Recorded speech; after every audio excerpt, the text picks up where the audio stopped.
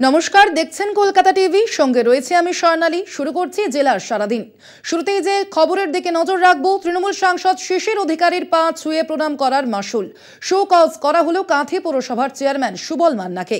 পূর্ব মেদিনীপুরের কাঁথির একটি বেসরকারি স্কুলের বার্ষিক অনুষ্ঠানে দেখা হয়েছিল দুজনের। সেখানেই সৌজন্য সাক্ষাতে প্রবীণ নেতার পা ছুঁয়ে প্রণাম করায় পৌর প্রধানকে শো কজ করেন জেলা তৃণমূল কংগ্রেসের সভাপতি পীযূষ কান্তি পণ্ডা। শুরু হয়েছে রাজনৈতিক তরজা। পা ছুঁয়ে প্রণাম, শোকজ কাঁথি পুরসভার চেয়ারম্যান।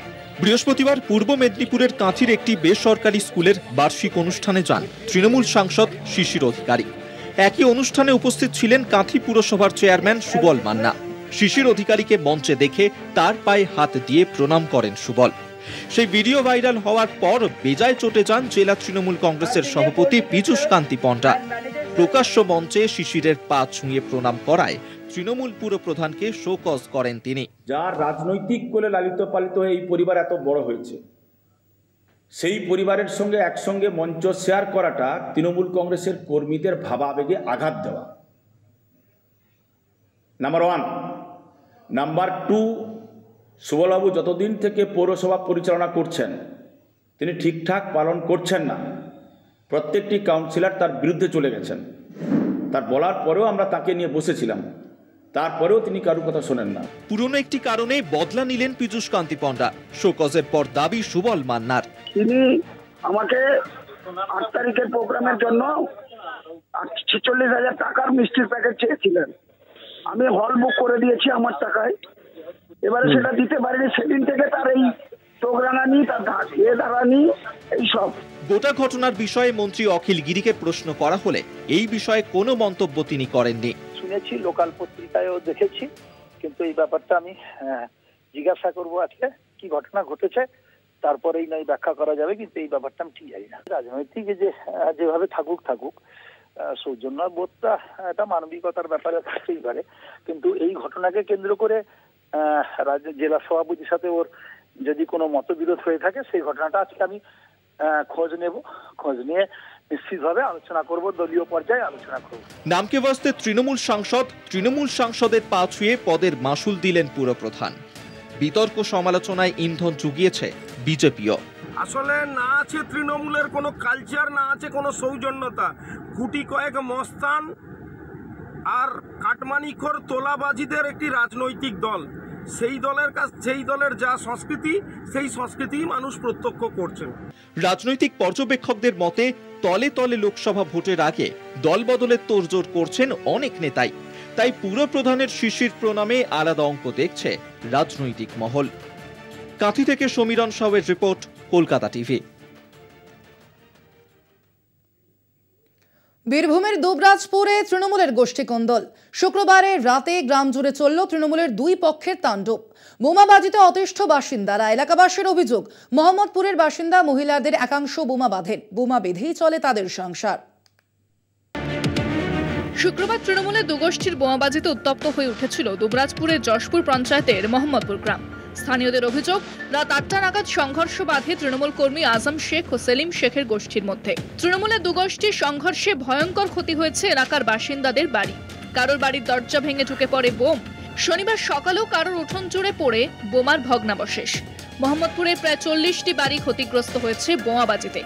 ঝামেলার সময় অসংখ্য বোমা পড়েছে এলাকায়। ক্ষতিগ্রস্ত বাড়িগুলির মধ্যে রয়েছে এক সিভিক ভলেন্টিয়ারের বাড়িও। দুবরাজপুর বিধানসভার যশপুর অঞ্চলের খয়াজ মোহাম্মদপুরে গতকালকে যে ধরনের ঘটনা দেখল দুবরাজপুরের মানুষ, আমরা কখনোই এই ধরনের ঘটনা চাই না। তৃণমূল কংগ্রেসের দুটো গোষ্ঠীর মধ্যে যে লড়াই, এলাকা দখল, অবৈধ কারবারি কার দখলে থাকবে, এলাকাকে অশান্ত করে রাখা, মানুষকে ভয়ভীতির মধ্যে রাখা, এটা তৃণমূলের কাজ। আমরা চাইব প্রশাসন এটা নিয়ে তদন্ত করুক, যারা দোষী আছে তাদের কঠোর শাস্তি দেখ। দেখুন, গতকালকের যে ঘটনা যশপুর অঞ্চলে ঘটেছে, সেই ঘটনাটা আমাদের কাছে যা খবর আছে, এটি মোটেই রাজনৈতিক কোনো ঝামেলা নয়। তবে হ্যাঁ, ব্যক্তিগত স্বার্থ চরিতার্থ করার জন্য কেউ কোনো সময় রাজনৈতিক দলের আশ্রয় নেয় এবং তারা ওটাকে রাজনৈতিক ঝামেলা বলে চালাবার চেষ্টা করে, কিন্তু প্রশাসন সক্রিয় আছে।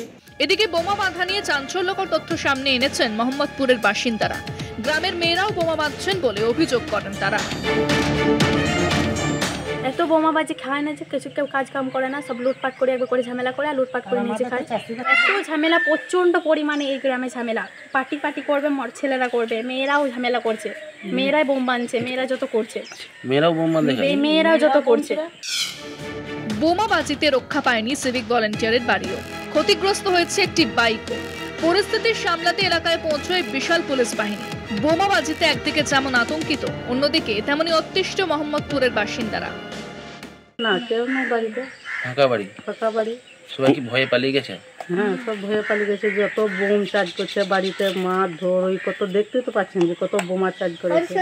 কি করে ছেলেরা থাকবে ভয়ে? পুলিশ এসেছিল? হ্যাঁ, পুলিশকেও সব দেখাইলাম। আপনার বাড়িতে কেন বোমা চার্জ? আমার ছেলের জন্য। কেন? সিভিক। কারা করেছে এটা? এটা সালিমের দল বল। আপনারা কোন দল করেন? হ্যাঁ, আপনারা কোন দল করেন? তৃণমূলই করি। দুটো গোষ্ঠী? আজামের গোষ্ঠী, আচ্ছা, আর সালিমের গোষ্ঠী এই কাণ্ডটা করি। দুবরাজপুরের মোহাম্মদপুরের বাসিন্দারা দিনে দুপুরে বোমাবাজিতে অভ্যস্ত। বোমাবাজির দৌলতে স্কুল পড়ুয়া থেকে সাধারণ মানুষ সকলেরই স্বাভাবিক জীবনযাপন কষ্টকর হয়ে উঠছে বলে অভিযোগ। শিউড়ি থেকে ঋতভাস চট্টোপাধ্যায়ের রিপোর্ট, কলকাতা টিভি। নতুন চটি এলাকায় জমি সংক্রান্ত বিবাদের জেরে খুন হয়েছিলেন বাবা ও ছেলে। বিতর্কিত জমিতে তৈরি বাড়ি ভেঙে ফেলার নির্দেশ দিয়েছে হাইকোর্ট। শনিবার 7 সকালে শুরু হলো সেই বাড়ি ভাঙার কাজ। বাবা ছেলে খুনে হাইকোর্টের নির্দেশ, অভিযুক্তের বাড়ি ভাঙার নির্দেশ। শনিবার শুরু বাড়ি ভাঙার কাজ। বাঁকুড়ার নতুন চটি এলাকায় জমি সংক্রান্ত বিবাদের জেরে খুন হন বাবা ও ছেলে। মথুরা মোহন দত্তের সঙ্গে প্রতিবেশী পিন্টু রুইদাসের জমি সংক্রান্ত বিবাদ ছিল দীর্ঘদিনের। অভিযোগ, মথুরা মোহন দত্তের জমির ওপর বাড়ি নির্মাণ করে পিন্টু রুইদাস। নিজের জমি ফিরে পেতে আদালতের দ্বারস্থ হন মথুরা মোহন দত্ত। এরপরই হাইকোর্টের নির্দেশে বাঁকুড়া পুরসভা পিন্টু রুইদাসকে বাড়ি ভেঙে ফেলার নির্দেশ দেয়। অভিযোগ, 3রা ডিসেম্বর রাতে মথুরা মোহন দত্তর স্ত্রী ও তার ছেলের ওপর চড়াও হয় পিন্টু রুইদাস। ধারালো অস্ত্র ও লাঠি নিয়ে মারধর করা হয় মথুরা মোহন দত্ত, ছেলে শ্রীধর দত্ত ও তার স্ত্রীকে। ঘটনার খবর পেয়ে বাঁকুড়া সদর থানার পুলিশ 3 জনকে রক্তাক্ত অবস্থায় উদ্ধার করে বাঁকুড়া মেডিকেল কলেজ হাসপাতালে নিয়ে যায়। সেদিন গভীর রাতেই মৃত্যু হয় বাবা ও ছেলের। এই ঘটনার পরেই পালিয়ে যায় পিন্টু রুইদাস ও তার পরিবার। 5ই ডিসেম্বর দুর্গাপুর থেকে গ্রেফতার হয় পিন্টু রুইদাস সহ অভিযুক্ত 4 জন। ধৃতদের নিয়ে পুলিশ ঘটনার পুনর্নির্মাণ করে। এরপরই আদালতের নির্দেশে অভিযুক্ত পিন্টু রুইদাসের বাড়ি ভেঙে ফেলার কাজ শুরু হলো শনিবার সকাল থেকে। আজকে জিনিসপত্রগুলো যেখানে দেওয়া আছে নিচের তলায় নামিয়ে দিচ্ছি, বাড়ি ভাঙার কাজ। আজকে জিনিসপত্রগুলো গুছিয়ে দিলে কালকে থেকে আজ থেকেই শুরু হবে। আমরা 29 তারিখে অর্ডার পেয়েছি, আমরা তার মাঝে দেখুন পুজো গেছে, তারপরে আমরা চিঠি করেছি, তাকে আমরা সময় দিয়েছিলাম যে নিজে ভেঙে নেওয়ার জন্য, তার নিজে ভাঙেনি বলে তারপরে আমরা আবার এটা ভাঙতে নিয়ে যাই শুরু করলাম।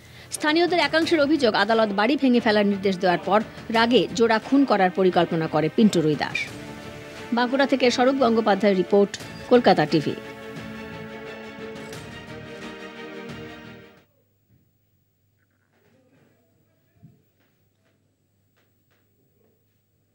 এখন সময় একটা ছোট্ট বিরতির। জেলার সারাদিন নিয়ে ফিরছি আরো খবর নিয়ে। মেগা শীতবস্ত্র বিতরণ। তৃণমূল বিধায়ক জাকির হোসেনের উদ্যোগে 20,000 মানুষকে কম্বল বিতরণ। শনিবার জেএস সেবা সমিতি ও Shivam education and social welfare ট্রাস্টের তরফে ওই মেগা শীতবস্ত্র বিতরণ হয়।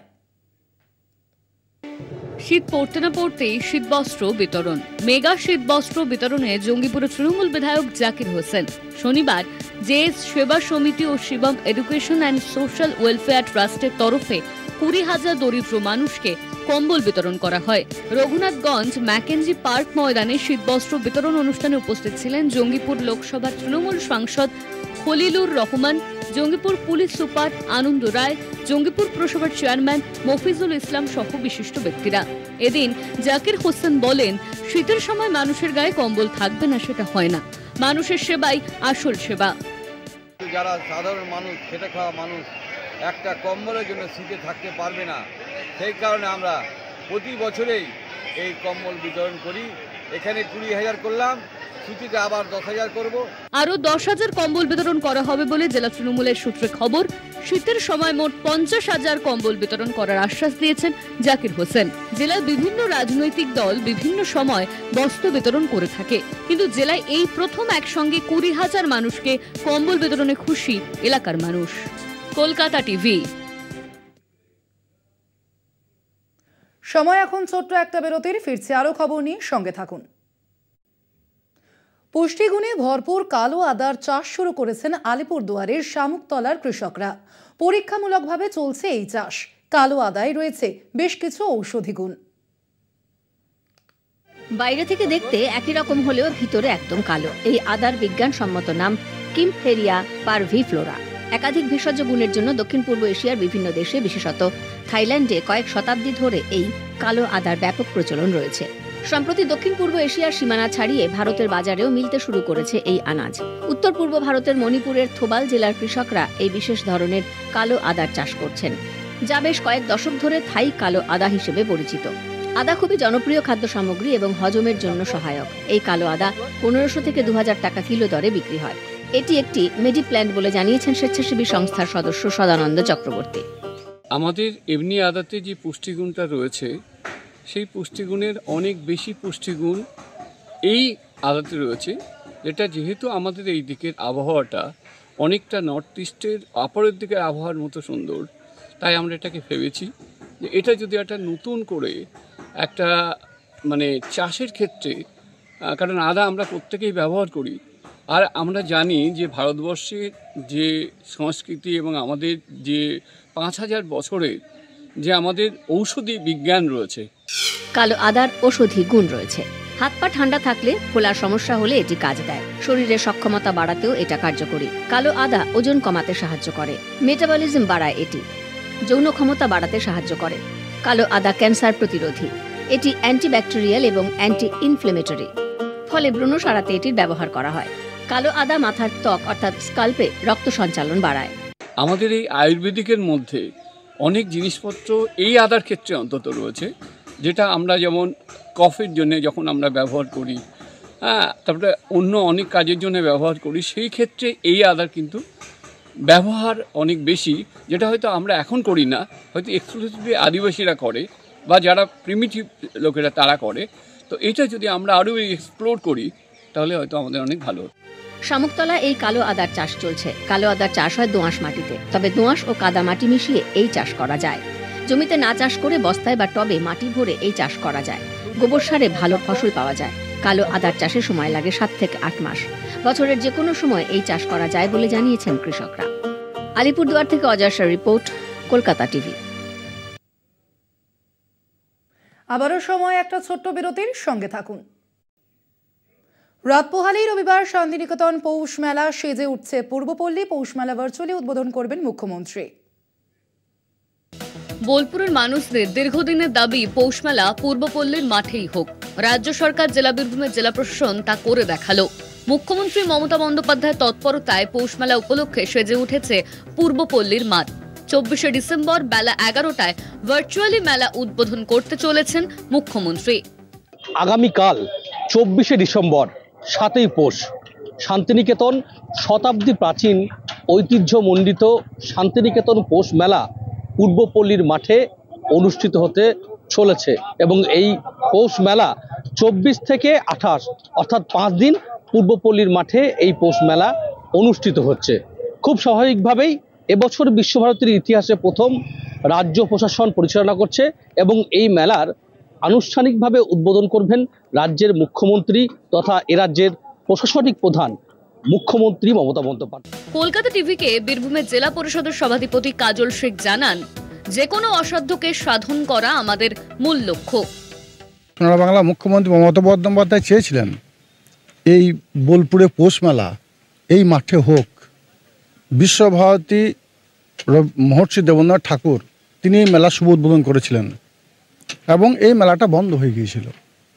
তো রবীন্দ্র সংস্কৃতির সঙ্গে যারা যুক্ত তারা সকলে আকাঙ্ক্ষা ছিল যে মেলাটা পুনরায় এই মাঠেই হোক। যে কোনো কারণবশত হোক মেলাটা বন্ধ ছিল, কিন্তু এখন মেলাটা হচ্ছে।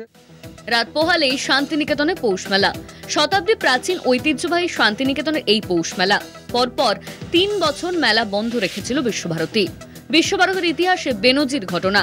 খুশি বোলপুর শান্তিনিকেতনের বাসিন্দা থেকে শুরু করে শান্তিনিকেতনের প্রবীণ আশ্রমিক, ছাত্রছাত্রী, অধ্যাপক, কর্মী, সমস্ত স্তরের মানুষ।